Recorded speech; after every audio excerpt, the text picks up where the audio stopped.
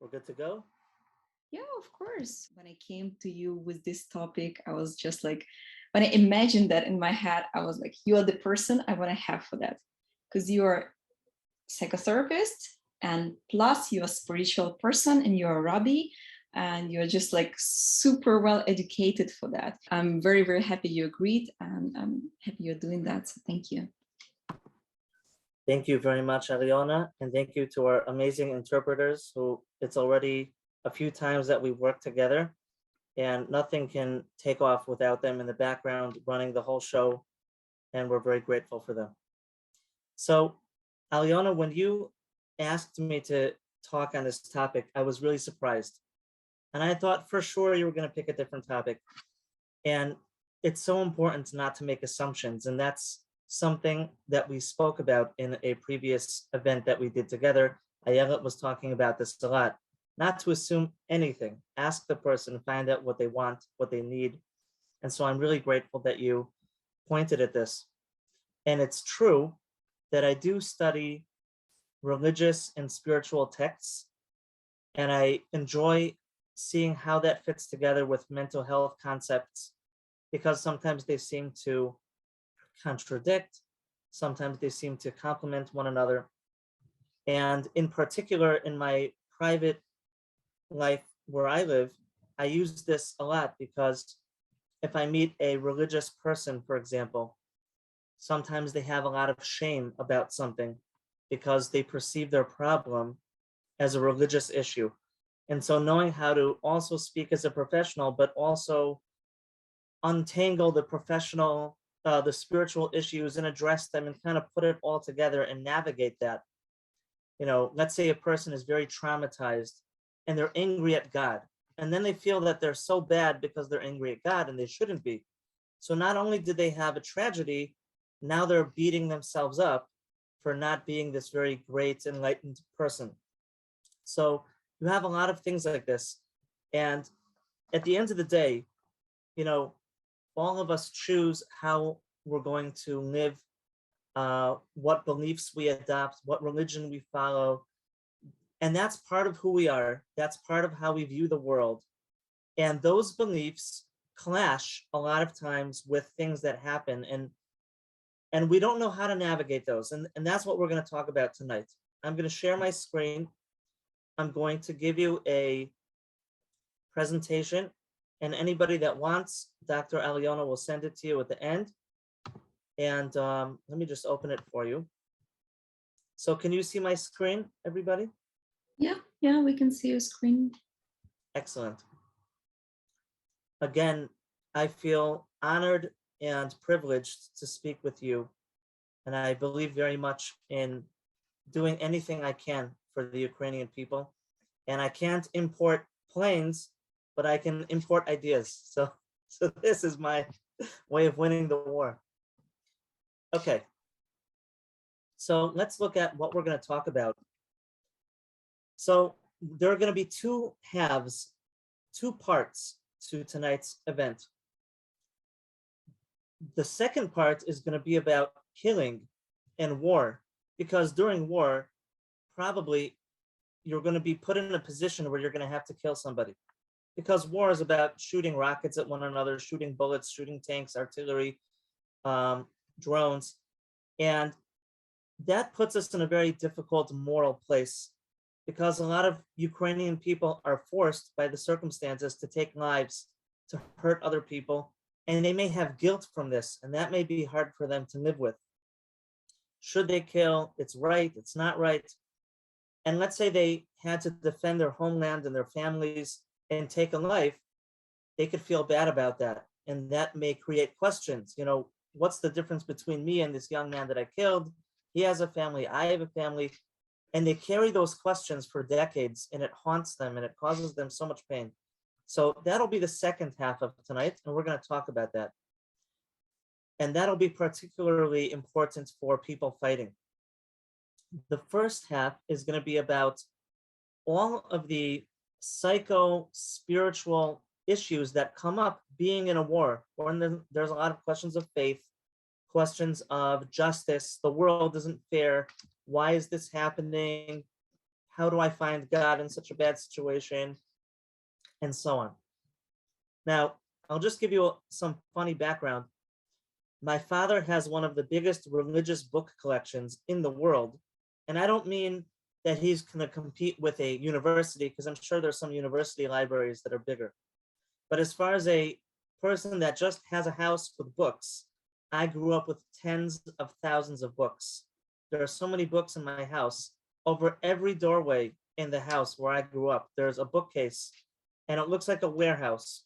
And so I grew up with a lot of interesting books on psychology, books on religion, spirituality. And to me, it's very important to quote things inside from a book.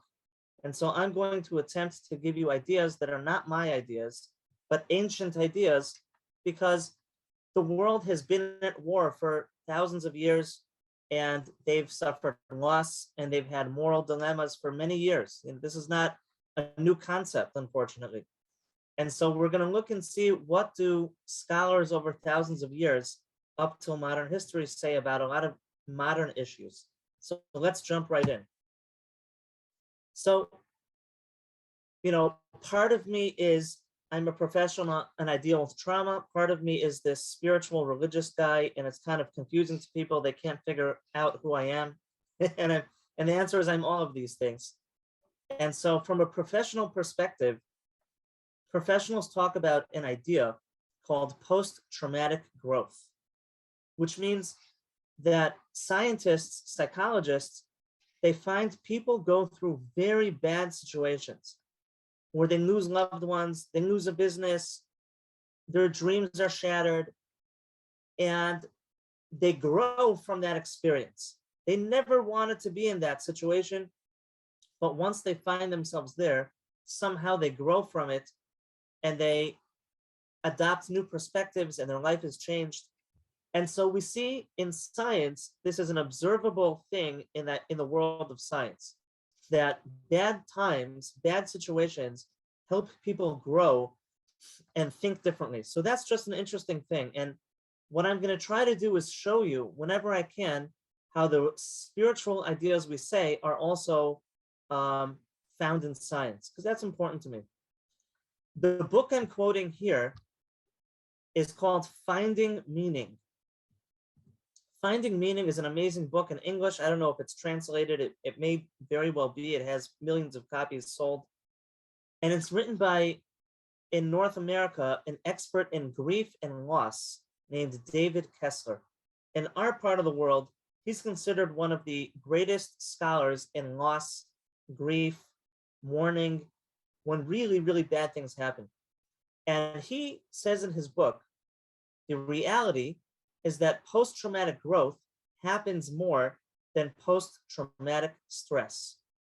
And what I think he means is, people go through really bad things: car accidents, wars, homicide, suicide, a baby that's born with a heart defect and dies. I mean, there's no shortage of suffering in the world, as we'll see. And most people, they don't get stuck with their pain, but they turn it into something positive.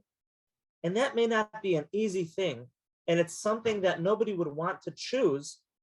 But we see that when you follow enough of these people, they turn their pain and their loss into a new way of living, a new way of thinking. And the reason why I'm telling you who this guy is, David Kessler, is he was the world's, in our part of the world's, biggest expert in grief. And he taught about this. His mother died of cancer when he was a boy. He was in a shootout. He had a lot of bad experiences as a young person. And he became this big expert. And later in his career, his son died of an overdose, a drug overdose. And he did not expect that to happen. And he admitted in this book that I'm quoting you from, that all of the knowledge and experience that he had in the previous losses that he had, with his mother dying of cancer and him being a world expert, it still didn't make it easy for him to have his son die of an overdose. And it took him a long time to work out that pain. And it was a living hell, and it was agonizing. It was terrible. Hell on this earth. So I'm just saying this because I'm going to give some ideas that might be helpful, but we have to remember we're going to feel pain if we have a loss, and that can happen for a really long time. And this is a journey. And even if I come out with some interesting ideas tonight, they're not meant to make everything just vanish and go away. I'll tell you another story because I'm addicted to telling stories. I'm a medic. Aside from other things I do, I volunteer as a medic. And the first time I ever did CPR was on a neighbor of mine. He was a 70-year-old man with cancer. And I was still learning in my course at the time. I didn't even finish to become a medic yet. I was still in school. And I heard about my neighbor going into cardiac arrest. He was starting to finish breathing and he needed CPR. And I got there first because it's my neighbor, obviously.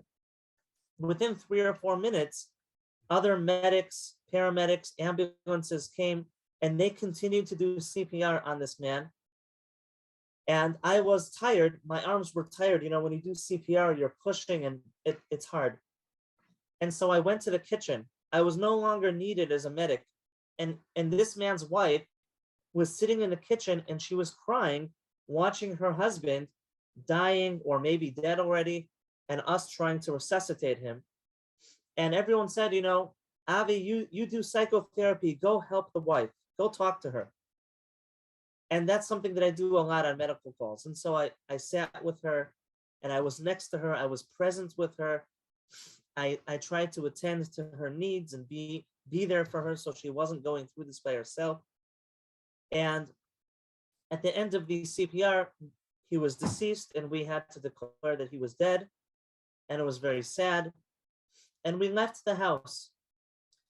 And the next morning, some of my friends who are medics, they said, Avi, you must not be a good psychotherapist. I said, why do you say that? They said, because we all saw that you were talking to this man's wife. And when you left the house, she was still crying. So it must mean that you're not a good psychotherapist. And I said, let me explain something to you. This woman was married to this man for 50 years. Her husband just died. She's going to cry. She's going to feel loss. It's devastating. And our job is not to put a clown nose on and dance and sing songs and make them not feel sad. We want to be there with them with what they're feeling. So with that introduction, we'll keep going. So when we talk about these topics, there are two different words out there. There's resilience and there's post-traumatic growth. And I don't want to get too technical, but I think there's a really cool idea that comes out of this. If you look in the American Psychological Association in the link that I put here, they're trying to understand what's the difference between these two words that people use. Resilience, somebody that's very resilient. They're able to bounce back from tragedy really fast. You keep knocking them down and they keep coming back. It's a certain very amazing, flexible attitude to difficult things in life. That's resilience. And then the other idea is post-traumatic growth, right? The idea that people grow through difficult situations. So these psychologists are trying to understand what's the difference in these two concepts. And they said a really amazing idea that I think will also help us to appreciate what we're going to talk about. Resilience is when we have the type of attitude that no matter what comes our way, we bounce right back. We roll with the punches, right? That's an expression from boxing, right? Somebody punches you in boxing and you roll with the punch so it doesn't hurt you as much and you come right back. You're able to be flexible with whatever comes your way. That's resilience. Post-traumatic growth is something bad comes your way and it smashes you down. It kills you. It crushes you. You're devastated. And it's so painful and it's so bad that you're forced to think in a new way just to survive. And you're looking for a new belief system. You're looking for a new set of beliefs. For example, a lot of people say that after their child died in a car accident, it was so hard for them to understand, why did God do this? What does this mean? And they were forced to become more faithful people, more spiritual people, and somehow that helped them. And maybe we'll see how. But they were forced to think in a new way because of their pain, because the pain was so bad. And I think we're going to be talking from that place tonight. So when people get devastated and broken from hard times, and then they grow, in what ways do they grow? So this is, again, from a scientific perspective. Scientists see that people who have what's called post-traumatic growth, they grow in some of these areas. They start to appreciate life much more because they've known what death is, right? They lost a loved one, they lost a friend, they lost a child, maybe they almost died, and they don't take life for granted anymore. So that's something that some scientists observe in people that went through difficult things. Another thing is relationships. They appreciate relationships very much. You know, they lost their son, they didn't expect him to die, and every day now they say, I love you before they go to work. Or they spend date night with their spouse. You know, they appreciate relationships because they don't know how long everyone's going to be together. A third thing is new possibilities in life. They're forced to learn new things, and then they see the world as an interesting place. They lost an arm in war. Well, I can't do certain things anymore. I'm going to have to learn new things, right? So you start to create new possibilities. You don't want to do that, but you're forced to. But then you appreciate that. You appreciate that life is more interesting and different, perhaps, than what you expected. Another thing is character strength. They become maybe more faithful, different character traits. They become stronger people that are less afraid of hard times, and so on. Okay, spiritual change, they become more spiritual. As we'll see later, spirituality and religion may be the same thing, and it may not be. It doesn't have to be. It usually goes together, but it doesn't have to be, and maybe we'll talk about that later. This is just our introduction. So here's another quote in that book. Many people assume that there's no meaning in loss, right? Because that's what happens is after bad things happen, we feel like there's an earthquake under our feet. Where is God? There's no justice in the world. There's no point to life. And we just feel completely shaken to our core. We feel robbed of purpose and meaning. So David Kessler, this expert, says, many people assume there's no meaning in loss. Sometimes we have to search long and hard for it, but it is there if we look. So there's some sort of journey. And he's not talking even from a spiritual place. He's just talking as a psychologist and expert. There's some meaning in everybody's loss. It may be very hard to find, but if you look hard enough and you go on that journey, you'll find it. So how do we make meaning of our loss? And here's where we're going to jump into the meat of the talk. And these are some questions that people ask. And these were submitted before the talk. So question one that somebody asked was, why did God allow this war to happen if I always tried to live honestly?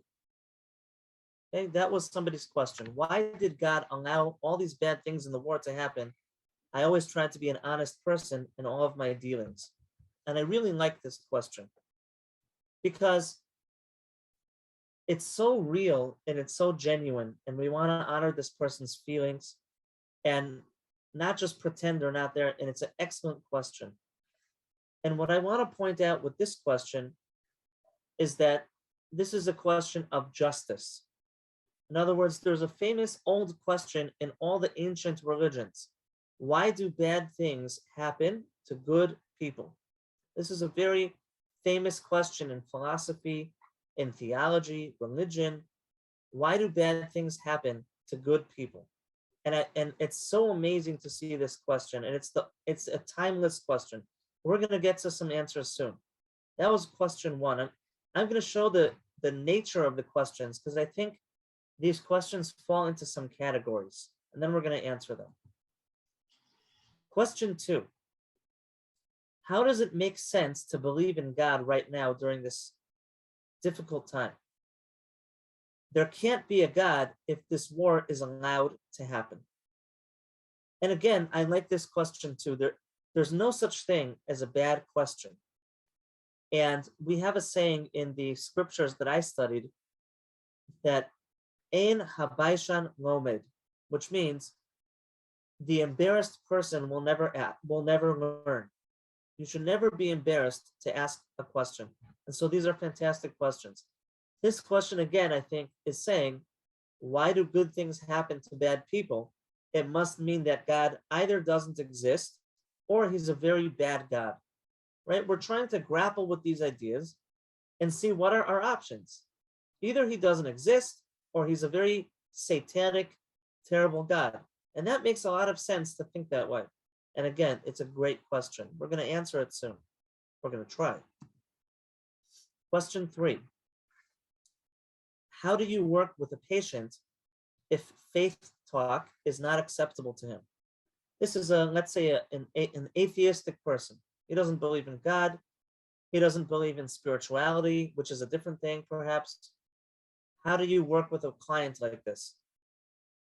I'm going to allow myself to answer this now, and then we're going to jump into the answers to all the different questions. I think that there's a difference between psychotherapy and religion, or psychotherapy and spirituality.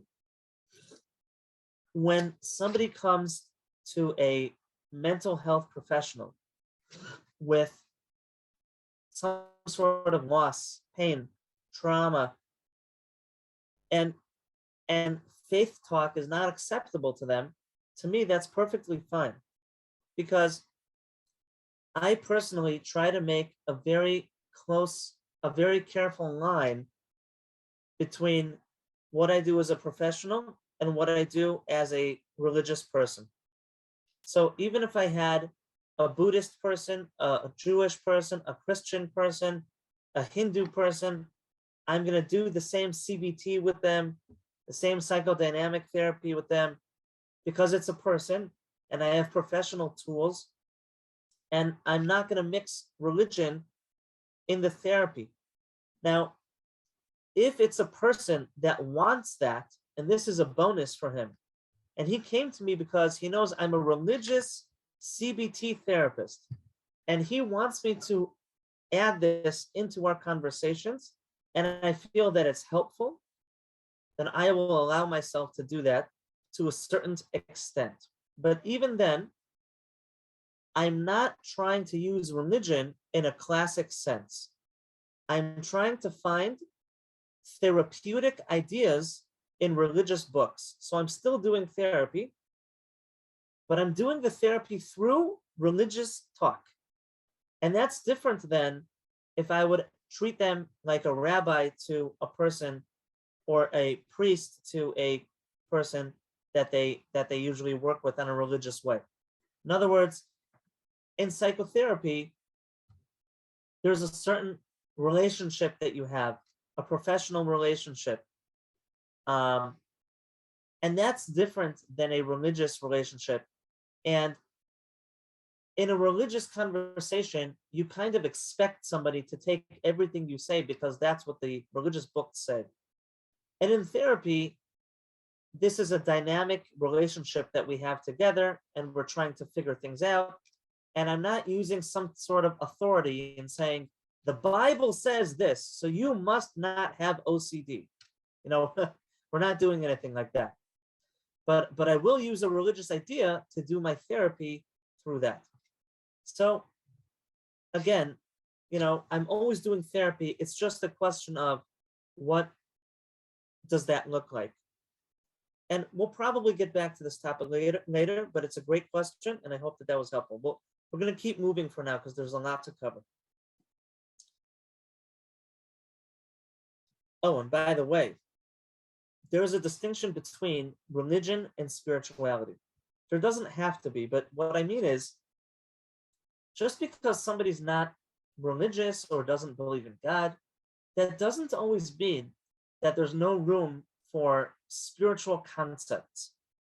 And not only that, but the more that I study psychology, the more I find these spiritual concepts in psychology, which is pretty interesting.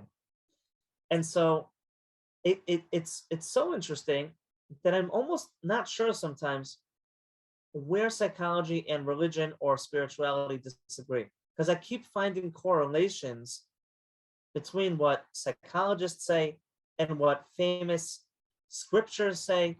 And so you'd be surprised, the more that you learn, the more you'll see that the differences in these different areas of knowledge are much smaller than you thought.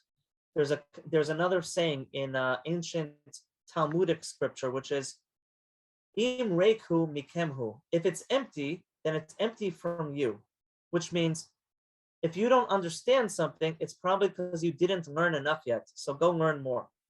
And that's what I keep finding as I get older.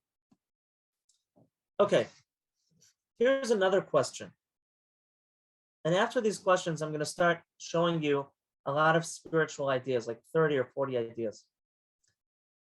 Question number 4, what words can I offer to mothers whose sons are at the front lines of the war and have been missing or are in captivity? You know, I've been doing disaster and trauma work for many years, and I think there's no magic words to take pain away. I think it's not so much about the words. We're going to find maybe what words to say, but there's no secret book with the perfect words to say when something bad happens. You know, let's say you're a physician, you're a doctor, and a baby didn't wake up in the morning, the ambulance brings him to the hospital, and you have to tell a mother the baby is dead. There's a better way to say it and a worse way, but there's no magic way that people won't feel pain because they're going through a loss. In this situation where a mother's son is missing, either he's killed in action and we don't know, or he's in captivity. So the psychologists call this, in my part of the world, ambiguous loss.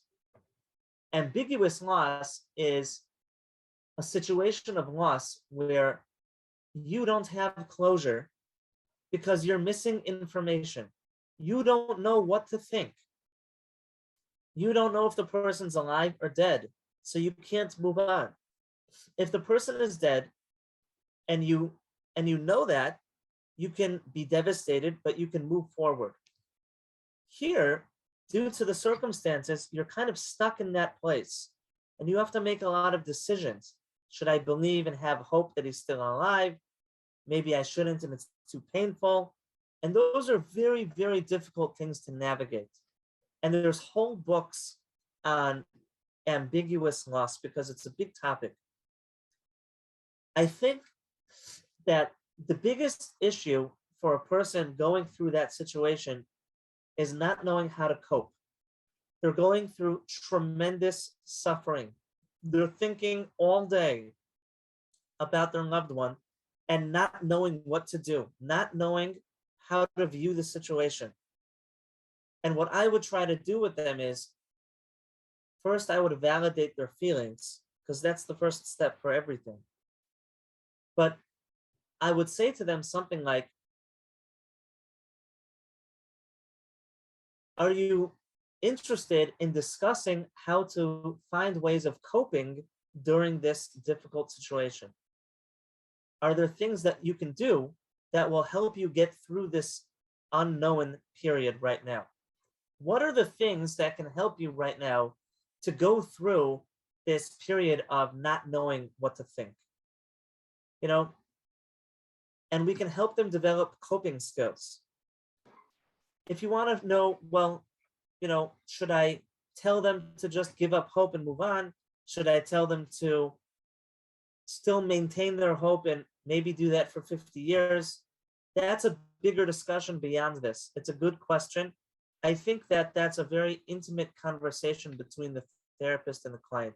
But at the very least, I would try to help the person understand that this is ambiguous loss. This is a situation where the fact that we don't know something itself is difficult. How can we cope with that? How could we show up to this difficult situation a little bit better? Aliona, you want to say something? Just like, I hate to interrupt you, but I also know that you're very experienced. And I had a time in my life when I asked you for a personal conversation, and I really gained from that. Like, really, I felt better. And so I wanted to propose you, because these topics, they're very serious. And sometimes I get stunned when a patient asks me something like that. I don't know from where to start, like how to answer. So maybe you could show us like 3 to 5 minutes. I can be your patient. I can say like the same question or something about this. I'm very thankful to Rostislava for this question, and to all who asked, to Julia, Oksana, and Olha, everyone who wrote. Like, seriously, that's what I see in my real life. So if you will be willing, I will be more than happy, because from what I know for myself, I'm learning from not only from talking, but from seeing how the therapists behave. Okay, I'm willing. Sign me up. Tell me when, and I'm doing that. Go for it. Let's do it now. So Aliona, what brings you here today? What could I do for you? Okay, so I'll be now this mother from the Rostislava example. Okay, so yeah. Hi, Avi. And it's really hard to talk to me, for me, with you now. But what brought me to this room is I have no idea where's my son. He was on the front line, and I have no idea. Like, I don't want to believe that he died, and I want to have a hope, some kind of hope. Like, please help me. Like, I don't know what to do. It's Aliona, that's some really heavy information. Aliona, when did you hear about this information? just like a few days ago. And so over the last few days, what has it been like for you to kind of be in this situation? What are the types of thoughts that are coming up for you? It's horrible. It's just like, I feel like I lost my mind. I'm thinking about it all the time. I'm praying and I don't understand what is going on. How could it happen to him, to us? And it's just like, some people, some other family members, they say to me that he's probably dead, because that's when they don't answer for a few days, that's what it means. And I cannot cope with that. I can really understand why that would be a very difficult situation to be in. And, I don't know if anybody is going to know right now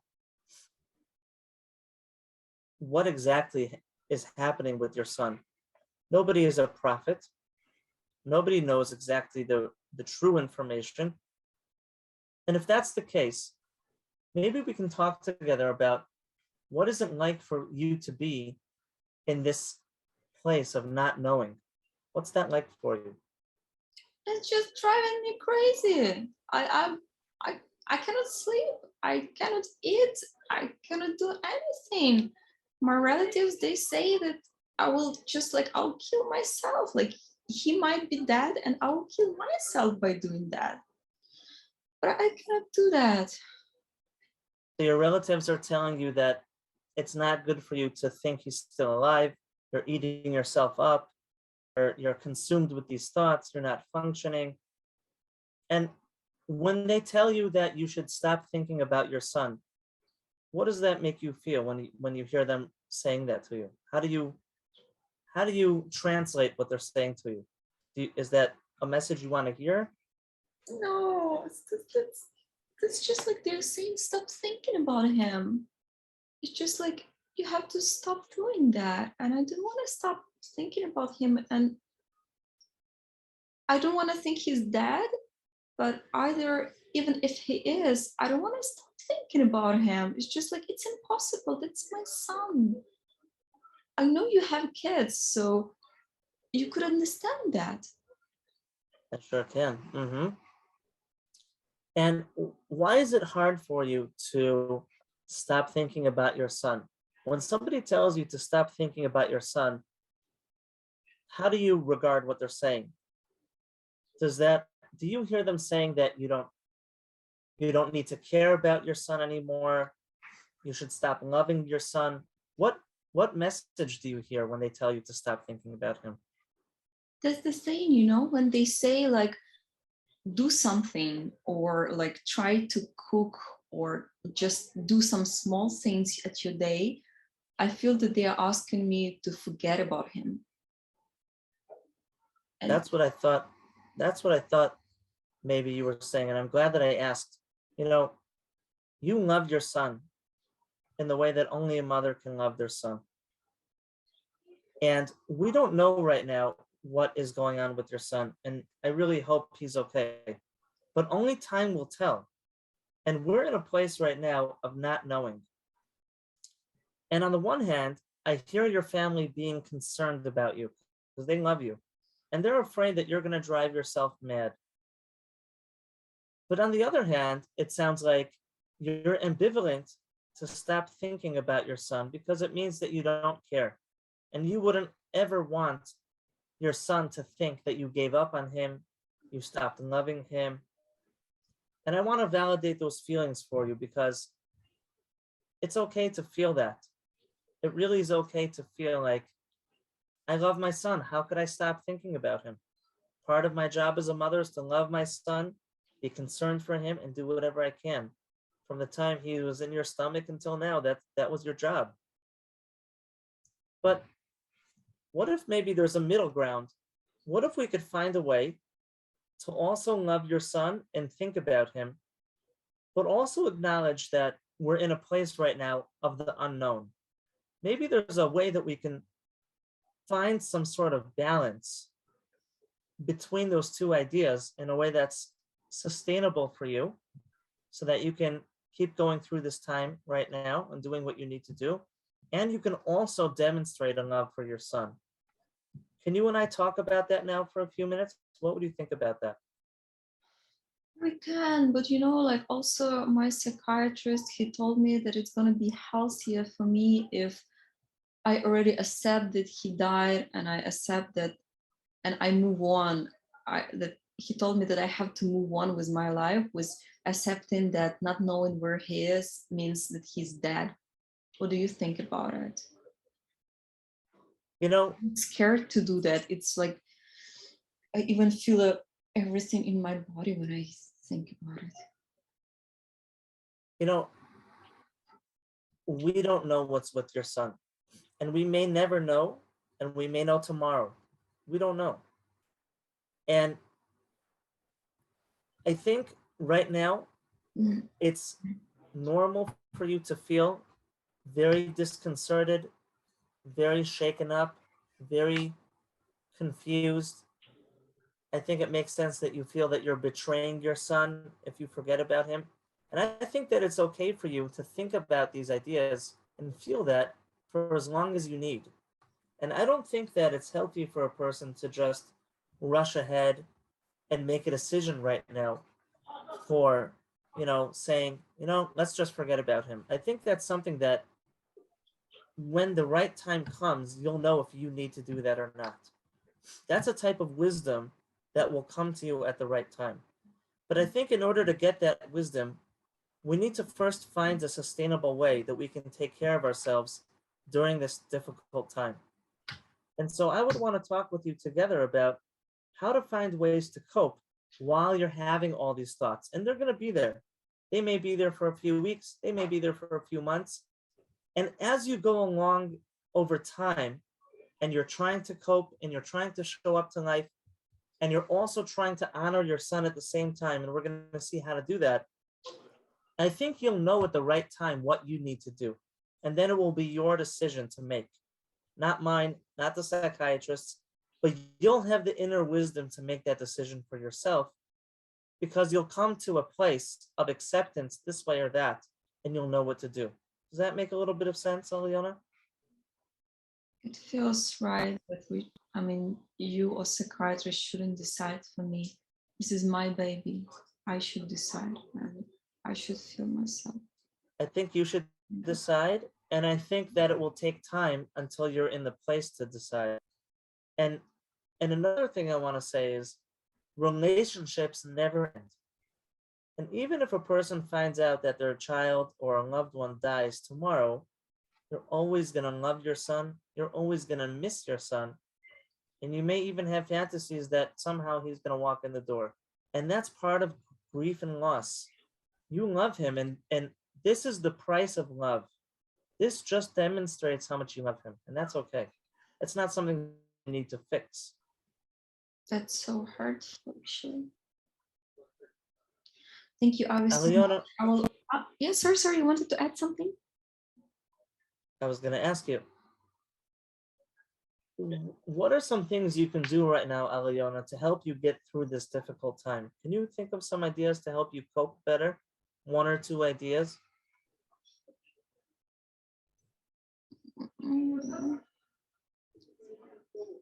Everything what they've been proposing me from like time to another to do, to cook, to clean, to go for a walk, it doesn't really work. Okay. Is there a way that you can show your son every day that you love him and you're thinking about him in a sustainable way, to show that you're not betraying him? Is there something that you can do, like a ritual every day? No, maybe you can propose me, like I have no idea. Maybe, I know you're a religious person. Maybe you would want to say prayer for him every day for 1 minute. Maybe there's a place where you can check the list on the wall in the local center where there's all the information and see if there's any new information about him. I think it's important every day to have a way to demonstrate that you care, but in a sustainable way, because these ideas don't have to contradict. You can also love your son, and you can also take care of yourself. And that's what I would want to explore with you more.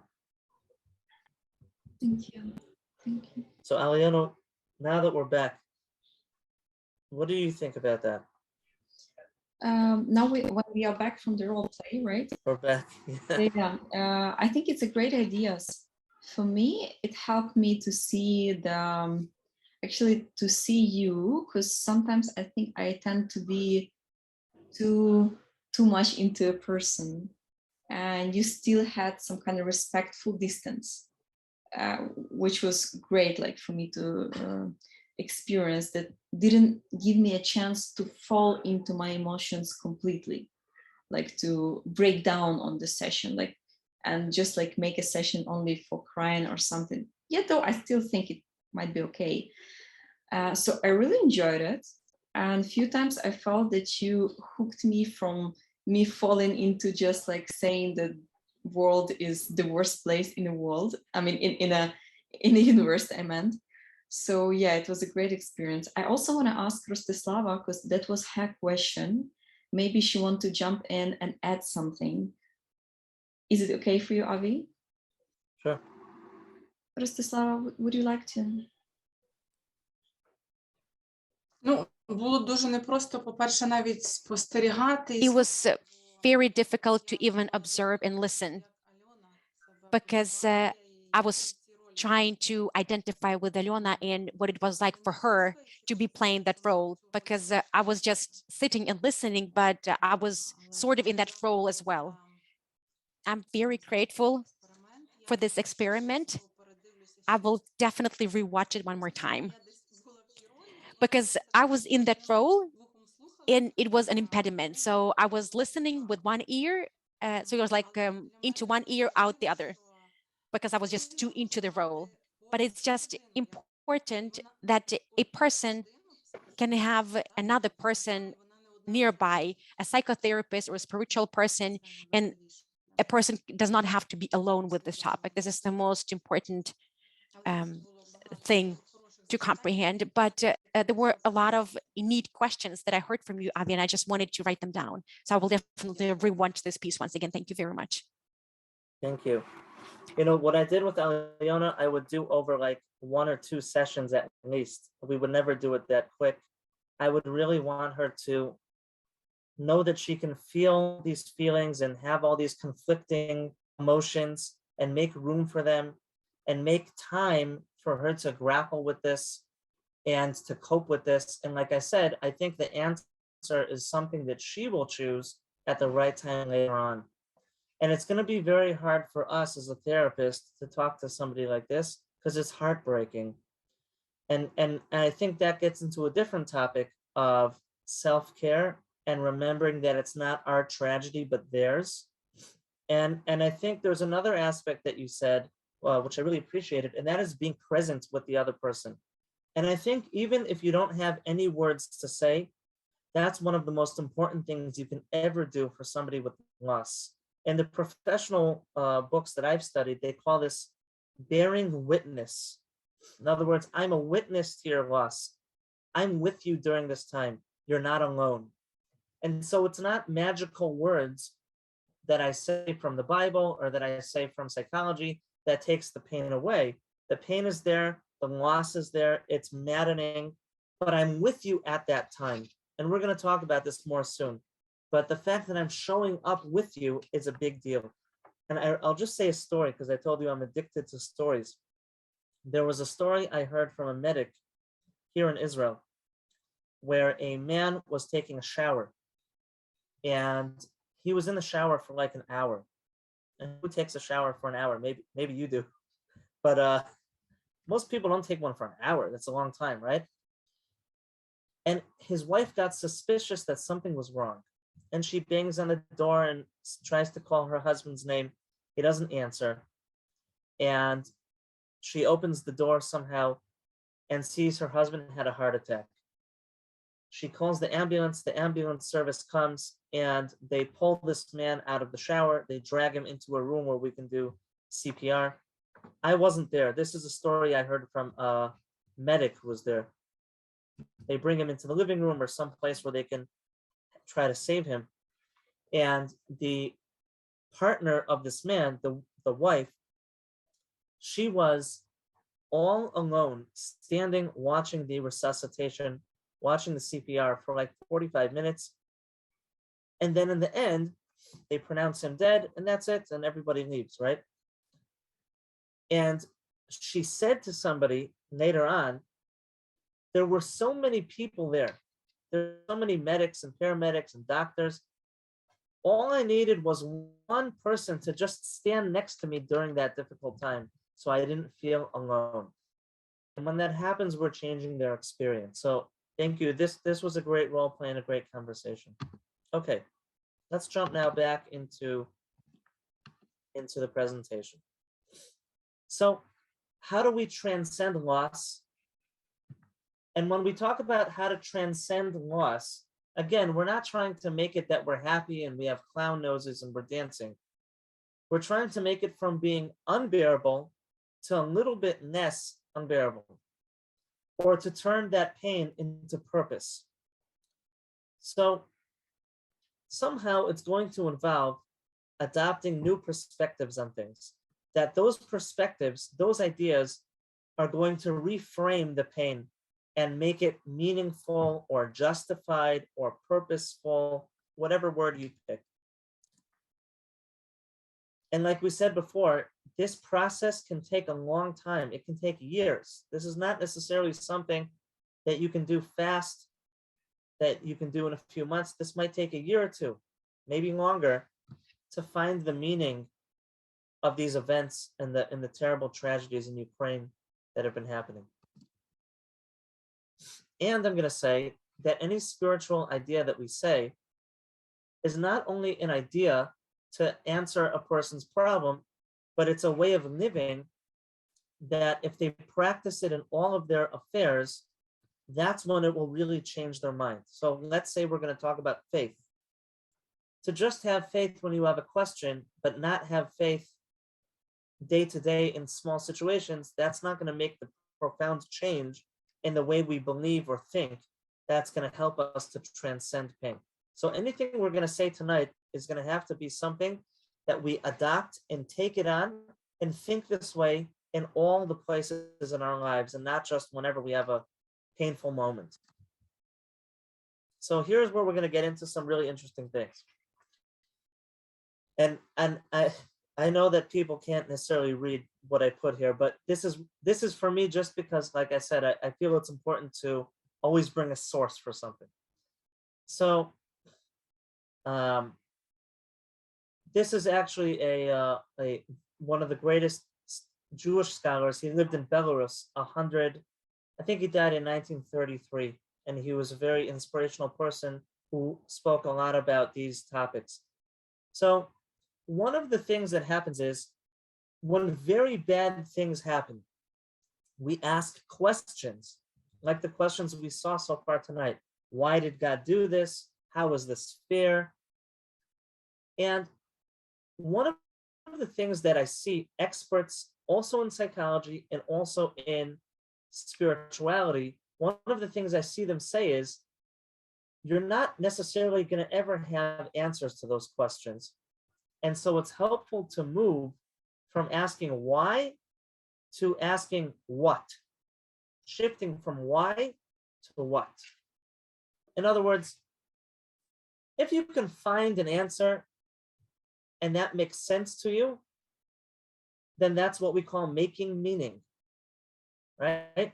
If you can understand why a great Ukrainian fighter pilot died for his country, and he's a hero, and he's an example for everybody else, and he sacrificed himself for his countrymen and his family, and he made everybody proud, and he trained every day for this moment, and somehow saying those things helps you to feel better, well, then you're not going to ask why, because you found an answer.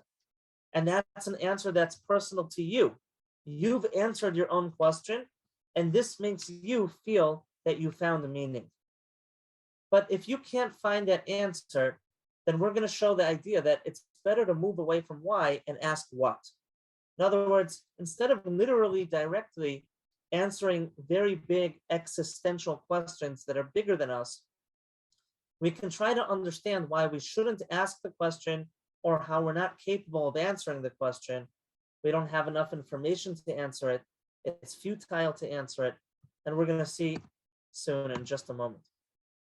So this is actually a source that's about 2,000 years old. And it says in this Mishnah, it's called, that the great ancient scholars from 2,000 years ago, they made a statement, and they said, after all of the wisdom that they had from the thousands of years of people before them, it's futile to try to understand why good people suffer and why evil people have tranquility. In other words, the question of why do bad things happen to good people is an ancient question in all religions and all philosophy, and that's meant to validate this question for us. This is one of the greatest questions. In fact, it says in the Talmud that Moses asked this question to God because even he didn't know the answer. So if Moses didn't know the answer, I sure don't know the answer. And so it's good to know that going into this topic, we can try to figure out answers that help a little bit, but it's never going to make the loss go away. It's never going to say like, oh yeah, that makes sense. Okay, fine. So my son died. It's never going to work out that way. And it's never just going to, vanish. We're going to have this struggle and carry it with us. If you want to know, well, why is it that way? We can find answers of why did God make it that way. For example, God wants to test us so that we can earn reward in the afterlife. If you believe in an afterlife, which not everyone does, but if you believe that, then how do you earn your reward in the afterlife? Well, that would depend on being tested in this world, being put in difficult situations, and needing to stick to faith, even when it's difficult. That would be an example of why we wouldn't have the answer of why these things happen, and to need to struggle with that. We would need to struggle. It would need to be hard for our benefit so that we fight with ourselves and we have to work hard to straighten this out. And that would show our faithfulness to our beliefs. That would be an example of why we can't answer the question and why it would be made that you can't answer it. But these are very big topics. I'm going to try to come down from this to even a more practical level. But again, the point that I'm just saying now is this is one of the most ancient questions, and the ancient scholars say after all the research, it's futile to try to answer. You're never going to fully answer this. And therefore, it's better to reframe. It's better to move away from why and look at what. Don't look at why God did something. Try instead to understand what God did. And we're going to try to see what that means soon. So one of the things that comes up for us in these very painful places is the idea of justice. There's no justice. Why did this happen? Like one of the people who asked the question tonight that we read out loud. I was honest in all of my business dealings and all of my life. Why did this happen? Where's the justice? So the Chafetz Chaim, who was a scholar from Belarus, he died in 1933. He came up with a very interesting parable to try to shift people away from the why and into the what. And he said, let's say you go to a religious place like a church or a synagogue, and let's say in this religious place, every week at the service, they ask different congregants to do certain things. So let's say in a synagogue, which I'm familiar with, they honor different people to come and read a certain text out loud. Okay, so this week it's my turn, next week it's your turn, and everybody gets a turn when they come to the synagogue reading this text out loud. And now let's say you're traveling, you're on a business trip, and you're far away from home. And you pray in a synagogue that you've never been in before. And you see that they're giving all of these honors in turns of reading this text out to different people. They pick this person to read this chapter and that person to read that chapter. And you don't understand, why are they picking these people? You know, there are people wealthier than those people, holier than those people. The president of the synagogue should be chosen to read a chapter. And you don't understand, why are they picking these people and not those people? It's not fair. It's not right. And so you go over to the person running the synagogue and you say, I think you picked the wrong people. You shouldn't be picking these people to read the paragraphs. You should be picking those people. And the man says back to you, my friend, you're a guest here. You don't live here. You don't know our community. You didn't pray in our synagogue last week, and you're not going to be with us next week. You have a very limited view of what you're seeing. And you think you have all of the facts, but you don't. Because you said, why don't we let the rich man read from the chapter? He's a big donor to the synagogue. But we let him read last week. You didn't even know that because you weren't here last week. And you wanted the very holy man to get a turn. But next week, he's going to have a bar mitzvah or some sort of celebration here. And we're picking him next week, so we're not picking him this week. And there's an answer to every one of your questions.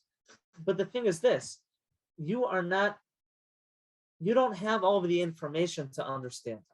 And that answers your questions.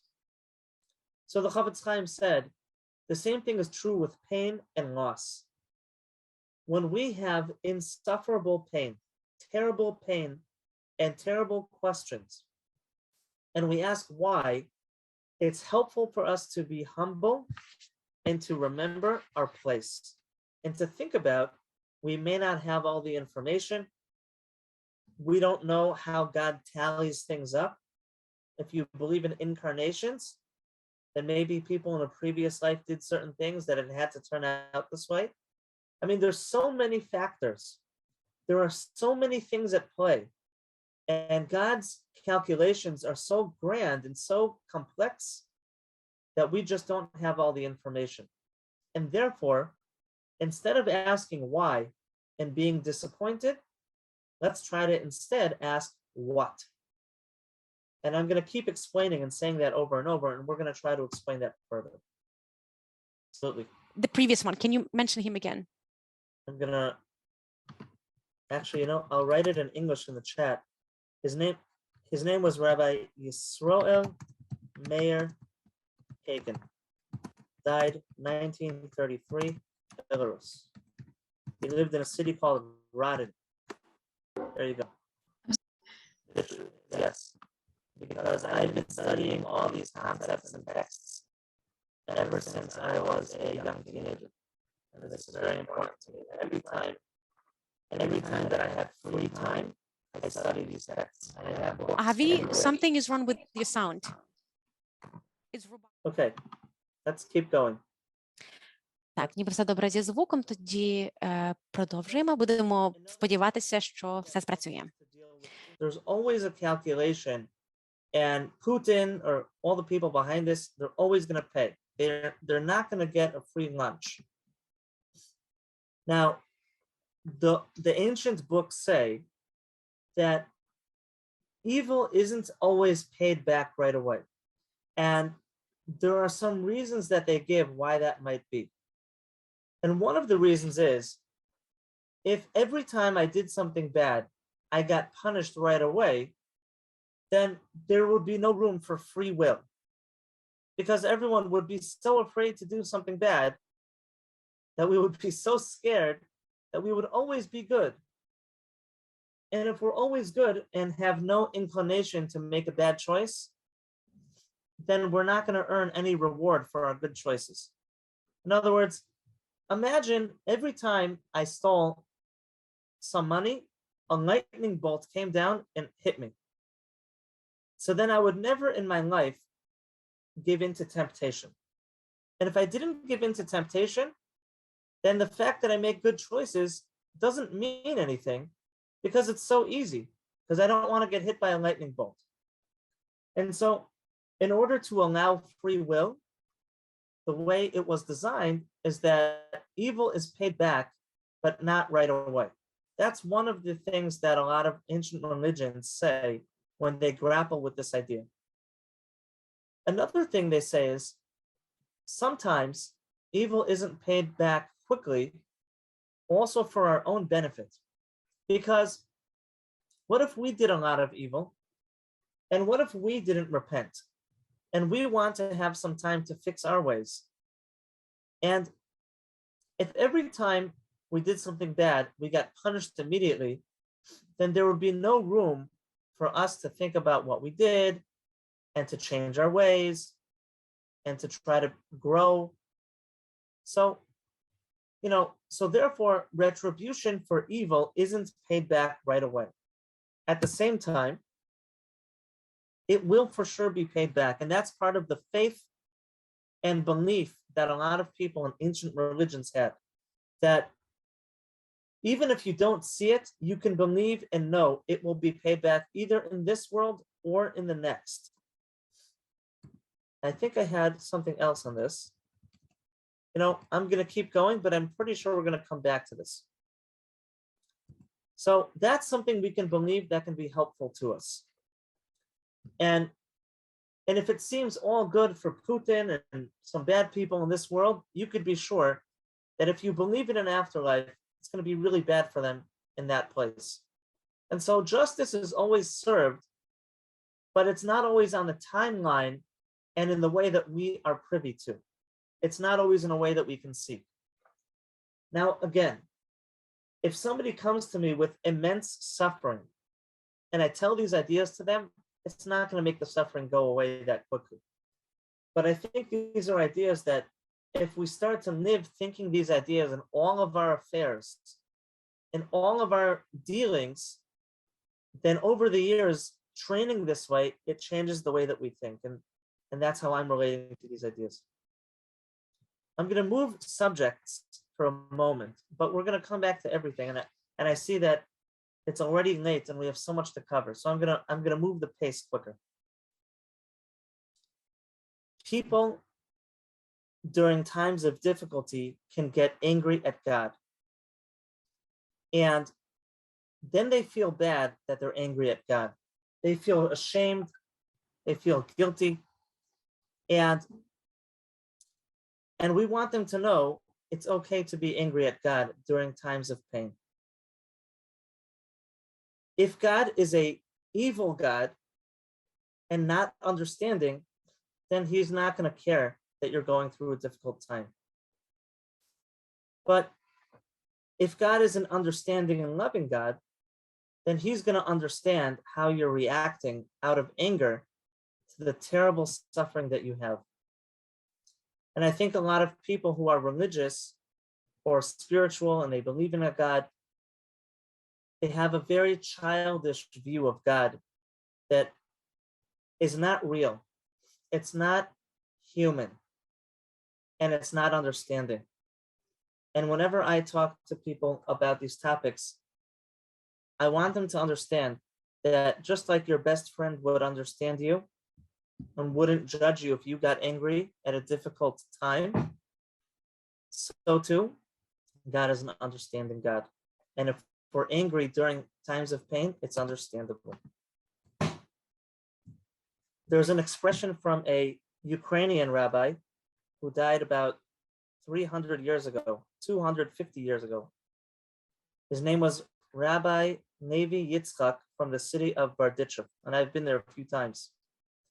And he said, you could be with God or against God. You just can't be without God. And that's an expression that I really like. In other words, we want to make a relationship with God. And you probably have a best friend and you got upset at them once. And part of having a relationship is you feel upset. That shows you have a relationship with them.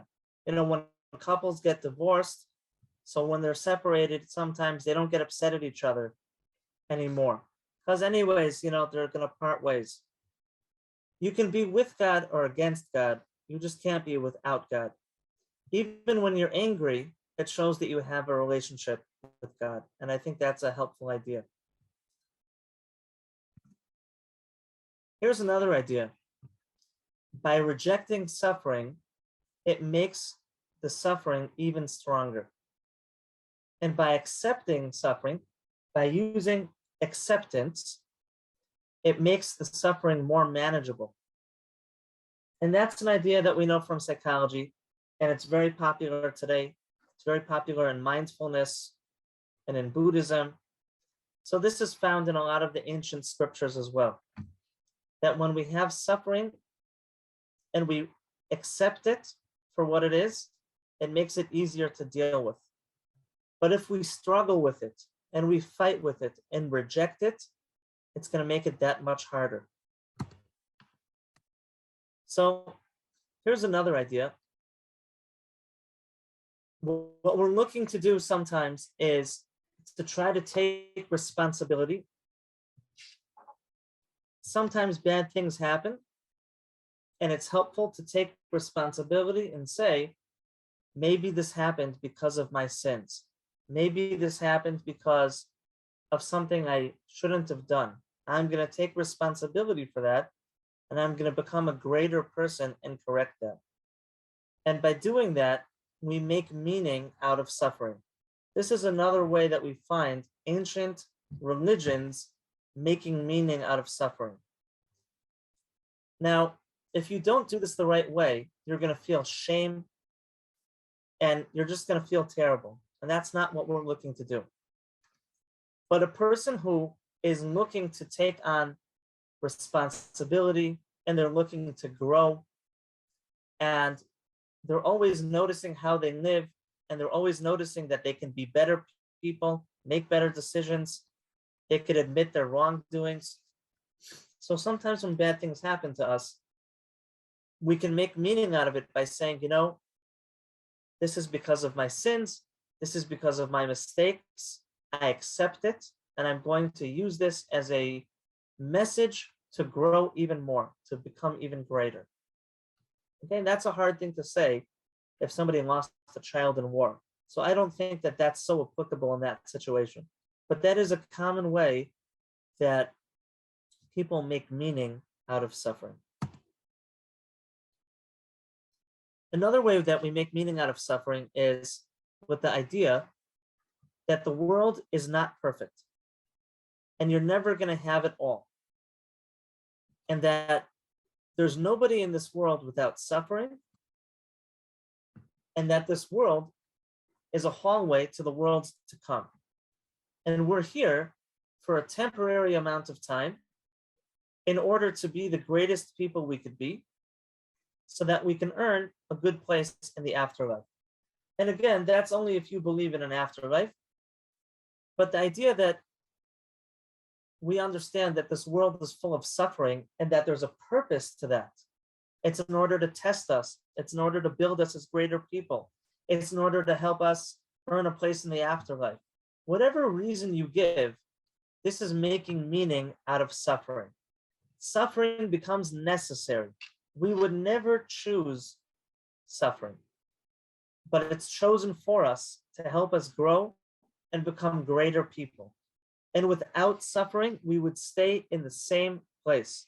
We would never be forced to grow. That's a way that some people use to make meaning out of the suffering.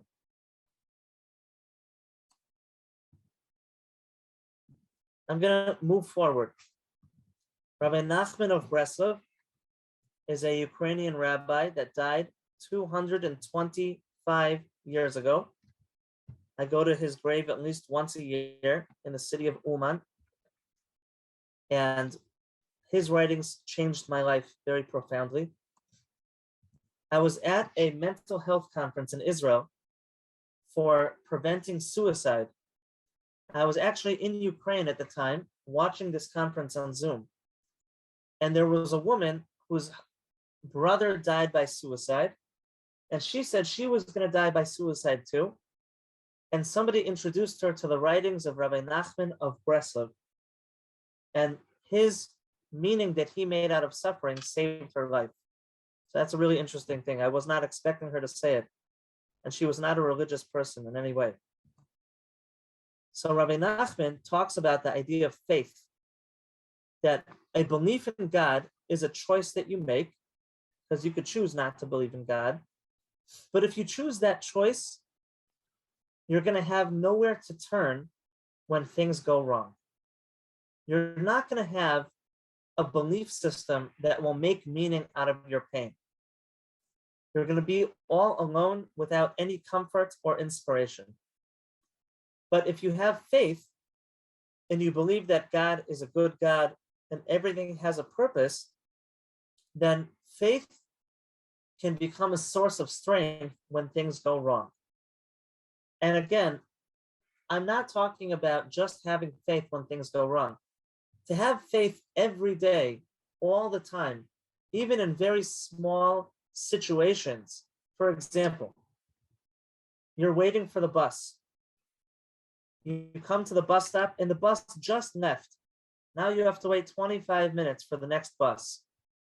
And you're really upset, right? You want to say a good curse word. You're upset. Oh, damn it, right? You're all angry. And then you have faith and you say, you know, if I missed that bus, it must not have been meant for me. God didn't want me to be on that bus. There must be a reason for it. And this is the best way it's supposed to be. So now you've made meaning out of missing the bus.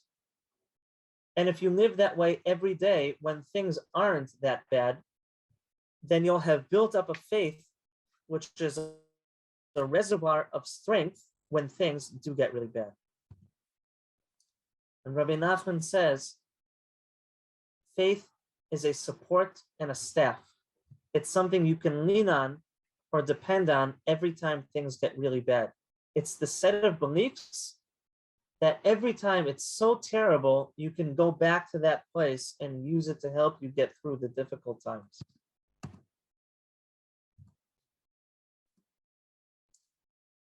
Here's an old, interesting, ancient idea.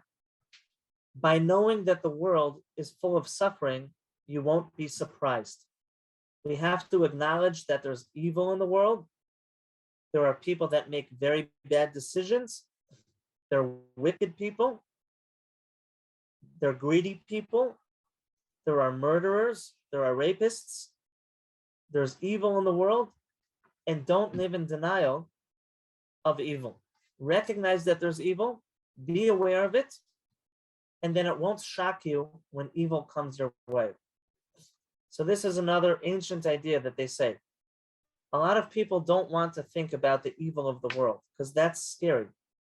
But if we don't think about the evil in the world, if we don't admit that there's evil, then when evil comes, it's shocking.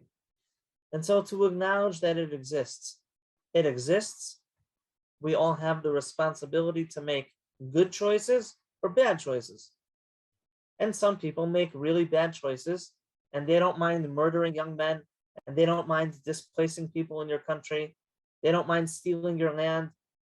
They don't mind lying through their teeth on television, and they're making bad choices, and that exists. When we acknowledge that, it helps us to deal with it. Here's a really nice idea that I liked, and we're almost done with this section. A person without faith is like a person who swallows bitter medicine. A person with faith is like a person who swallows bitter medicine, which is coated in a sweet capsule. Right? Sometimes you take a medicine and it's like, oh, disgusting, right? It tastes terrible. And so not that long ago, I can't tell you exactly when, but maybe within the last 100 years, the companies that make pills started to make these coatings on the medicine so that it doesn't taste so bad when you pop the pill. And so faith is like the coating of suffering. The suffering is still there. But when we coat the bitter medicine of suffering in the sweet coat, in the sweet cover of faith, it's easier to swallow. And that's a parable that I found from somebody that lived about 100 years ago. Here's a cute one. Imagine you're walking in the street and somebody comes behind you and smacks you on the back. You ever had that happen to you, right? You don't even expect it, and boom, somebody smacks you in the back, and you turn around and you're so upset you're about to yell at that person, and then you see it's your best friend. Oh, it's your best friend. So now you're not going to yell at them. You're going to relate to them differently. If it's somebody that you're not close with, you're going to get really upset. You're going to give it to them. You're going to say, what did you do? Are you crazy? That hurt. If it's your best friend or your teacher, somebody you respect, all of a sudden you're going to relate to it differently. And so when we realize that suffering comes from God, or suffering has a purpose, or everything is for the best, everything is meant to help us grow, this is like realizing the one who smacked us on the back is our best friend. It changes the context. It provides a reframe of the suffering. Not going to get into this now, but the idea of this picture, this is a helpful thing. I'll spend 2 minutes on it. In psychology, you have a branch of psychology called Contextual Behavioral Science, and I'll write that in the chat. Contextual Behavioral Science. And if you ever heard of like ACT therapy or other types of CBT, so they are connected to this branch of psychology. And the idea is, if we relate to pain differently, then it's easier to endure the pain. Right? We're changing the context of the pain. The pain is the same pain and it's still there, but we're changing the context of the pain. So for example, if I say to you, I offer you 2 choices. You can watch a frightening movie. And I don't like frightening movies. I'm very scared of horror movies. So let's say I offer you, you can watch the scariest, bloodiest, most terrible movie. You can either watch it in a big, empty house by yourself on a stormy, dark night, or you can watch the same frightening movie on a sunny, beautiful day with your best friends eating popcorn. Which one will you pick? And most people would say, I'd rather watch the scary movie with my friends on a sunny day eating popcorn than to watch it by myself in a big, scary, empty house while it's raining outside. So the movie is the same, but what we're changing is the context. We're changing the surroundings of the pain. We're changing the surroundings of what we don't like. And that's what we're trying to do with a lot of these things tonight, is we're trying to show up to suffering in a different way. The suffering is the same. The person died in war. The building was blown up. The child died. And it's terrible. And there's no words for it. And it's so painful. But we're trying to show up to it in a little bit of a different way that makes it a little bit more bearable. That's the idea. Okay, we're up to the second half.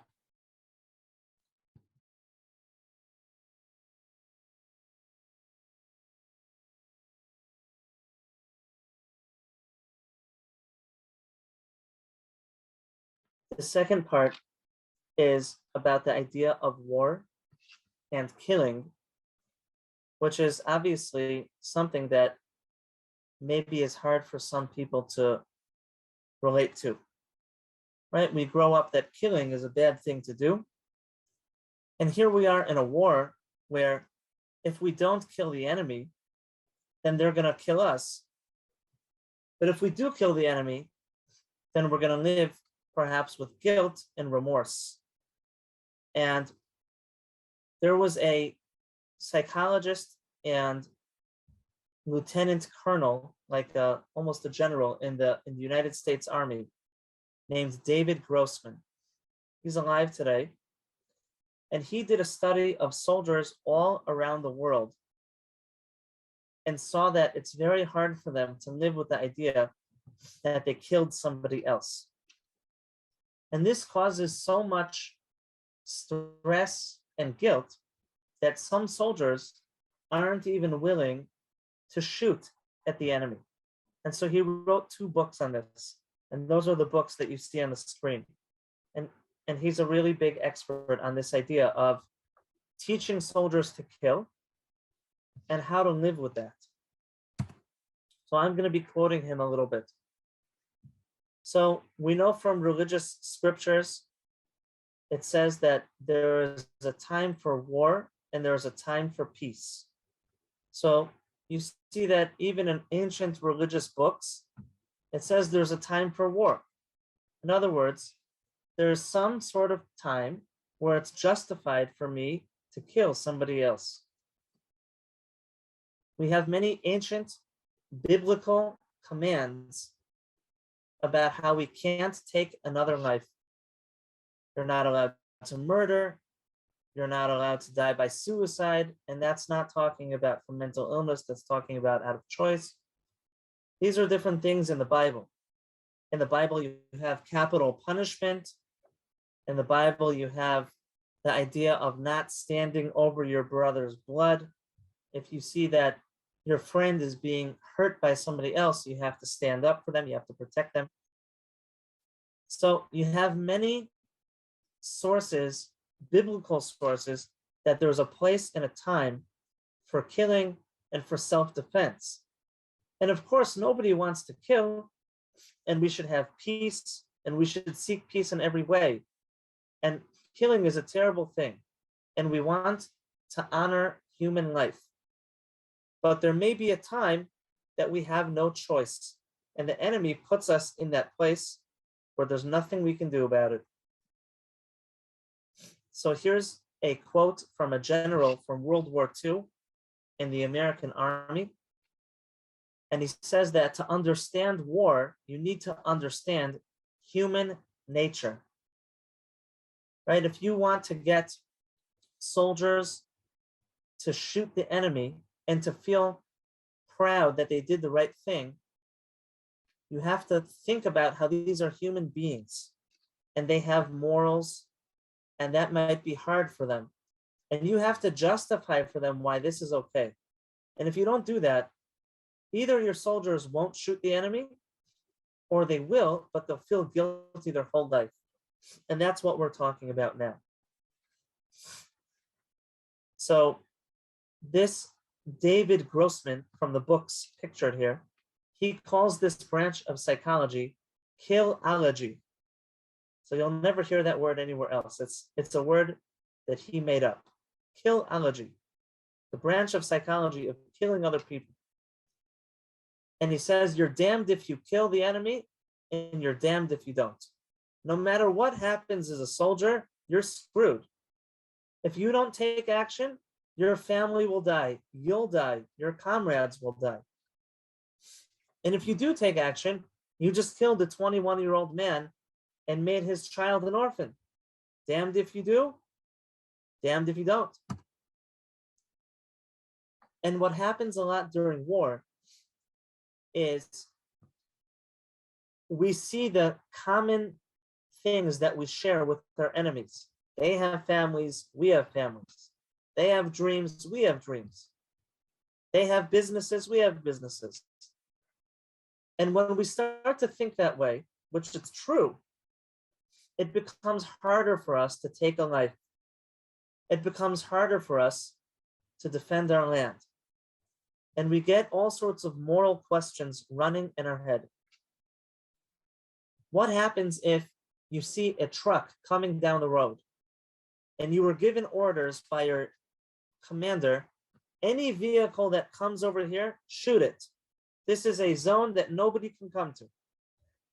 And you see a truck coming your way and you shoot a warning shot in the air and they don't stop and they come closer and you take your AK-74 or whatever you got and you shoot the truck and you kill a bunch of people and you find out it's a family running away. And now you live with this your whole life. You accidentally killed innocent people, but those were your orders and you didn't know what to do and you couldn't take the risk. Things happen like that in war and people live with these decisions their whole life. So one of the things that they say is, you want to understand the nature of the war. Why are they fighting this war? And I'm not in your country, so I can't speak as a person with you. But I'm going to guess that a lot of the soldiers fighting for your country feel that this is a moral war. It's a justified cause. It's not, your President Zelensky sending them to some faraway land for some political reason. Here they were sitting, living their lives. The enemy comes in, they have no business being there, and they're just stealing and disrupting their life. In that type of war, there may be less moral questioning about what you're doing, but it still may be difficult. And here's another interesting thing to think about.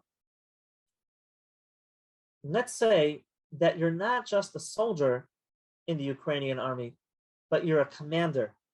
You're a leader that decides for other people what to do. You're going to have a different type of guilt. Because let's say you're trying to save the city of Kherson from the Russians, and they have so many soldiers there. And when you send your troops there, you know that some of them are not going to come back. And in a way, you're killing your men. But you have no choice. And if you don't do it, more people are going to die. And these are the types of difficult moral places where commanders and army leaders find themselves in during war. And we grew up watching movies and playing video games. You play Fortnite, Call of Duty. I don't know what games you got over there. Got the same games? Yeah? When you play a video game or watch a movie, you can kill 100 people in 10 minutes and you don't feel anything. And you think that killing is easy. But in real life, soldiers report that even if you have a justified war and a real enemy and you've killed for the right reasons, you have a lot of this guilt, and it's a very big burden to hold on to. You feel so bad. And here's a really fascinating thing. They find in studies in the book that I'm quoting you that the closer the soldier is to the enemy, in the more direct way that he kills the enemy, the more hesitation he has to take the enemy's life and the more bad he feels. So if I take a knife and I stab an enemy soldier and I see the look on his face and I hear him yell out, that's an image that I can live with my whole life and it can haunt me. And if I'm a fighter pilot or I'm in artillery and I'm 10 kilometers away from a bunch of soldiers and I shoot artillery and I kill the same amount of people or more, I don't feel as bad because I'm not seeing the enemy's face. I'm not hearing them yell out. And there's more of a room for denial. There's more room to deny what I did. And that helps me to live with the pain. So that's an interesting observation that they find. With violence, the more direct the type of violence is in war, the more personal you may take it from the enemy as well. In other words, if a Russian soldier comes to you and tries to start shooting at you in a house and you're shooting back and you're 10 feet away from each other, you feel that you're being personally attacked because you can identify the attacker and he's trying to kill you.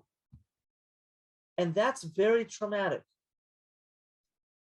But if Russian planes come and just bomb a city, but there was no specific personal attack, then a lot of victims report that they don't feel the same trauma because it's obscure, it's general. And there were studies like this during World War II. When the Germans were bombing London day after day, everyone thought that the people in London would be very traumatized, and they actually were not so traumatized. And in fact, they were very emboldened. They became very strong from this. But in that situation, there was no personal target.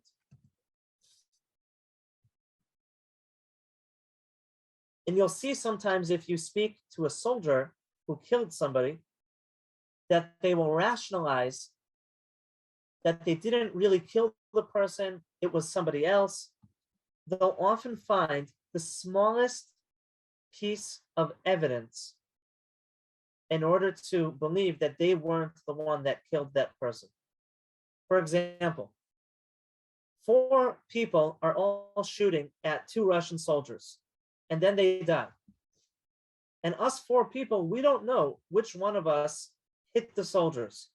Was it your bullets that hit the enemy? Was it my bullets that hit the enemy?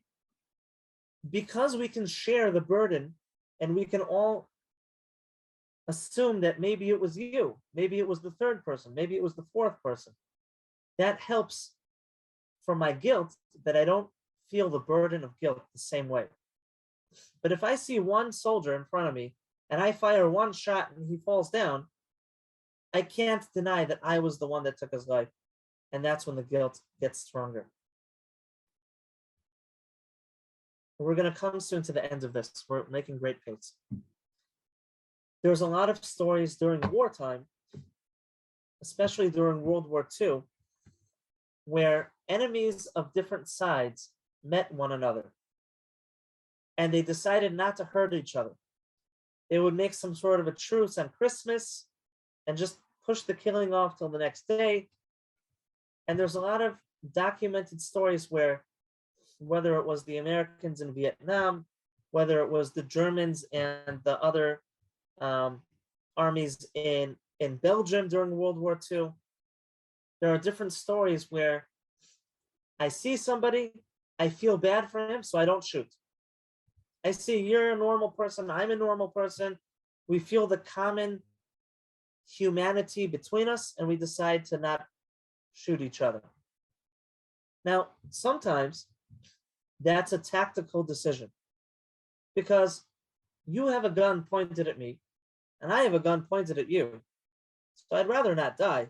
So let's just call it a stalemate.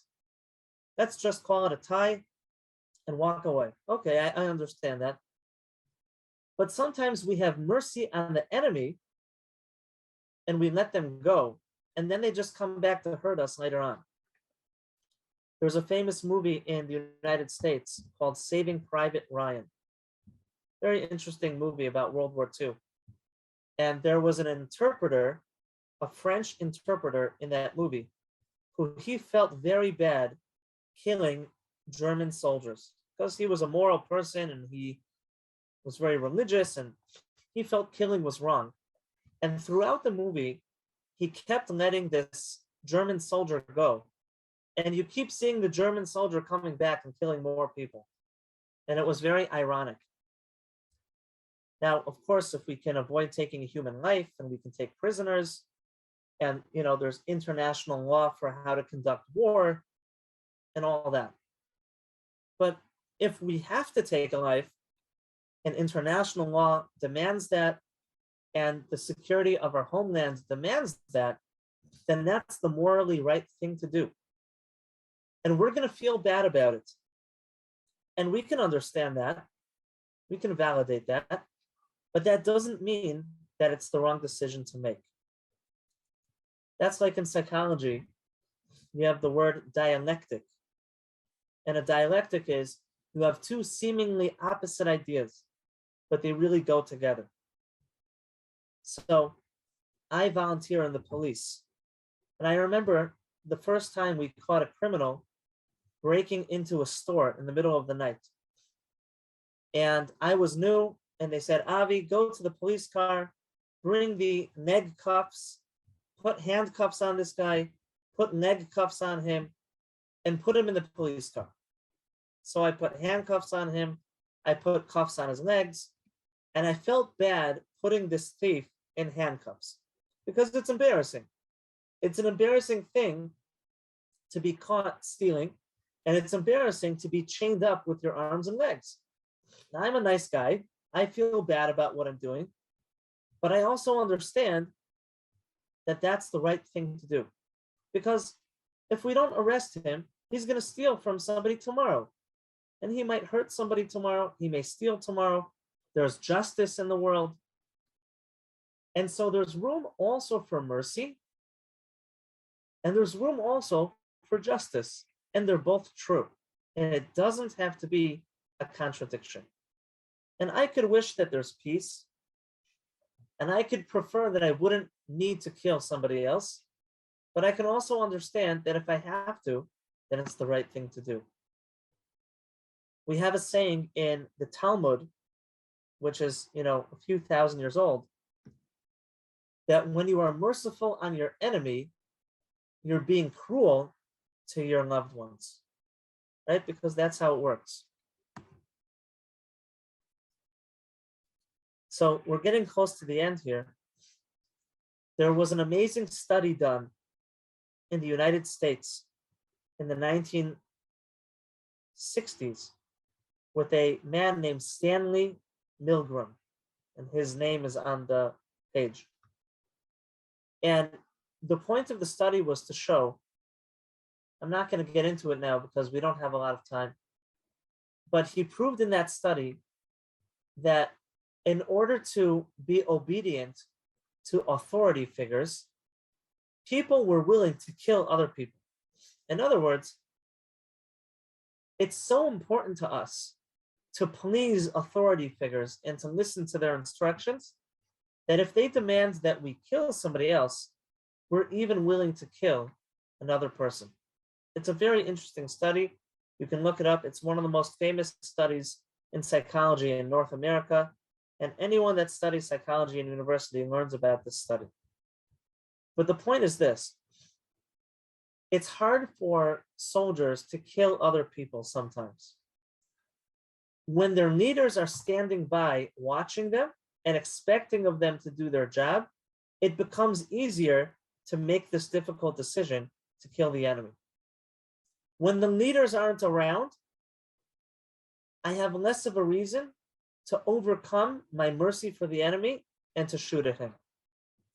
And so one of the things they found in studies is it's good for the leaders to be nearby. When the authority figures, the commanders in the army are nearby and expect from their men to make difficult decisions, and the men can see their leaders, they're able to overcome this moral ambivalence and to make difficult decisions and to kill the enemy. Now, let's say all these amazing Ukrainian citizens and soldiers, they've killed the enemy, and the war is over, and they're sitting with all this guilt. They had to kill all these people. Some of the people were these young Russian conscripts. I heard that the Russian soldiers are these like kids, these untrained kids. Putin just sent them out to die. And all these Ukrainian heroes are sitting with this guilt. So how do you get rid of that guilt after you've done this? So there's a lot of ways that soldiers around the world have done work on rationalizing the killing that they've done. And that involves the soldiers talking to one another, finding reasons for why the war was important, the war was justified, they had no choice. The soldiers have those conversations. The leaders of the soldiers say those things to the soldiers and remind them that they did a great job and that they supported the decisions that the soldiers made. The country supports the soldiers and gives them rewards and medals. And hopefully tomorrow, already tonight, you'll have peace and you're going to have parades and medals are going to be given out. And President Zelensky is going to be rewarding and honoring all of the soldiers and their bravery and the decisions that they made. When the government supports your decisions and the society supports you and your lieutenant supports you and your peers, your friends support you, your family supports you, all of that comes to help you feel you made the right decision. And that helps to release some of that guilt. And that doesn't mean it will go away 100%, but it makes it easier to live with. It makes it easier to deal with. And we learn from survivors of sexual assault, right? What happens if a young woman is raped by a school teacher? And she goes to her parents and she tells her parents how the school teacher groped her, raped her, and her parents don't believe her, right? That happens sometimes. And what's more traumatizing? It's bad enough that she was groped or raped or whatever. Now even her parents don't believe her. So it's like a trauma on top of a trauma. And so we learn from that idea, if the parents do support her, it's easier to go through that difficult time. Here too, when society supports the killing that you did and the decisions that you made, it's easier to live with it. So that's what I have to say. You know, there's going to be very strong feelings of loss, of grief, guilt, whether you're a parent, whether you're a soldier, a commander, in all these situations, there's going to be very strong feelings. They may be there for a long time, but I invite everybody to find ways to make meaning out of the pain and how to show up to the pain in a way that it creates purpose. It makes us bigger people. It makes us wiser. It helps us strengthen our relationships. Maybe it helps us to make different decisions in life. this is the idea, and I hope this was helpful. I know there was a lot of ideas tonight, a ton of ideas. And I think the main benefit would be to go back and watch it and think about these things and find what works for you. Thank you. It's actually, yeah, you're right. I think we need to rewatch it and to think about it again, because there's a lot of beautiful information you gave us today. And also, it was very nice to see how much you put an effort to that, and you have a full presentation with all of the resources. I'm really, really thankful for you for doing that. That's my way of showing that we support you, we support your country, and we think that what's happening is morally wrong, and us doing whatever we can. Thank you so much. Have a great evening to you, Avi, and to you all. It was a pleasure to meet you. Thank you.